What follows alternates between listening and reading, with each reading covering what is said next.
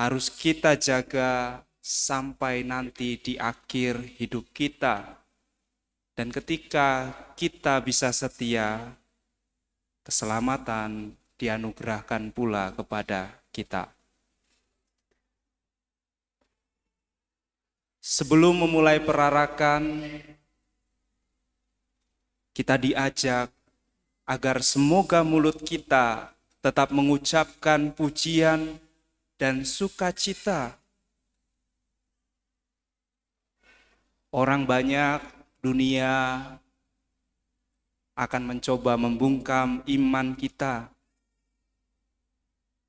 mungkin dengan kata, tetapi dalam pasio kisah sengsara tadi, usaha itu bukan hanya dengan kata, tetapi juga dengan penderitaan, dengan siksaan,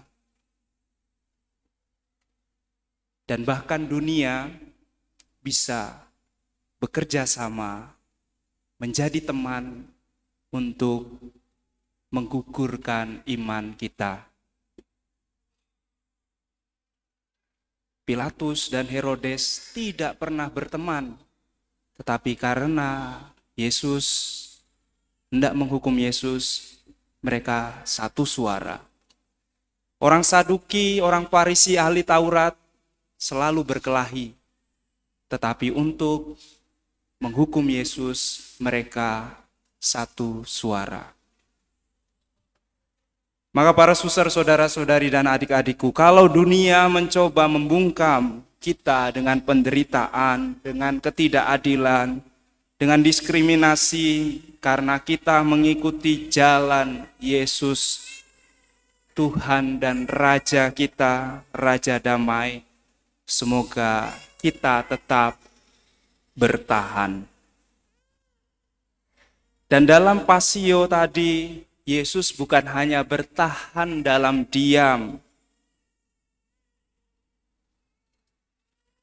Yesus dalam penderitaan, dalam sengsara, dalam pasionya, bertahan tetapi tetap memancarkan belas kasih.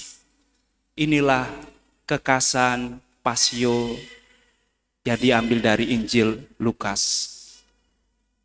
Meskipun menderita, meskipun menanggung beban yang berat, Yesus tetap berbelas kasih. Dia pun tidak mau melawan. Apa yang dijawabnya adalah kebenaran yang harus diwartakan. Maka kita pun meskipun menderita, tetap harus bisa memancarkan belas kasih.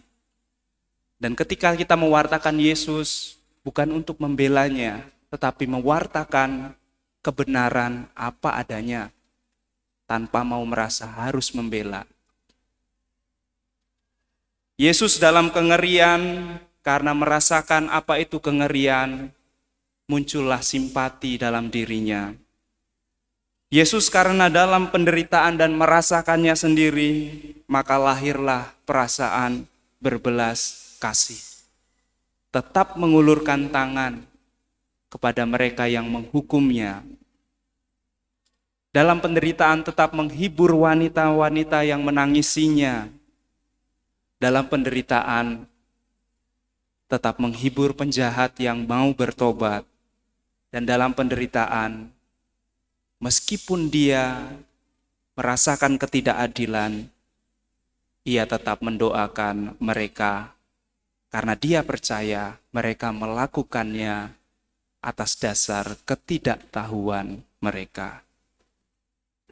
Maka para suster, saudara-saudari dan adik-adikku yang terkasih, penderitaan, kesulitan, kesukaran, kesusahan, tantangan, tidak pernah boleh menjadi alasan untuk tidak berbela rasa. Tidak pernah boleh menjadi alasan untuk tidak berbelas kasih. Tidak pernah menjadi pembenaran untuk membenci. Tetaplah mengasihi meski seberat apapun. Itulah jalan salib kita. Itulah jalan suci kita. Dan yakinlah dalam bacaan pertama dan bacaan kedua tadi, Tuhan Allah akan senantiasa menolong kita dan kita tidak akan mendapatkan malu karena kita tetap bertahan dalam jalan salib kita. Biarlah dunia merendahkan kita, karena dengan begitu Allah akan meninggikan kita sebagaimana Ia telah lebih dahulu meninggikan putranya Yesus Kristus Tuhan dan Raja kita dalam pengosongan dirinya. Mari bersama-sama dalam pekan suci ini kita senantiasa berani berkata, "Ya Allah, jadilah kehendak-Mu," dan pada akhirnya kita boleh kembali kepada Allah dengan berkata, "Ya Bapa, ke dalam tangan-Mu kuserahkan nyawaku." Semoga kita senantiasa dibimbing dan diberkati oleh Allah. Amin.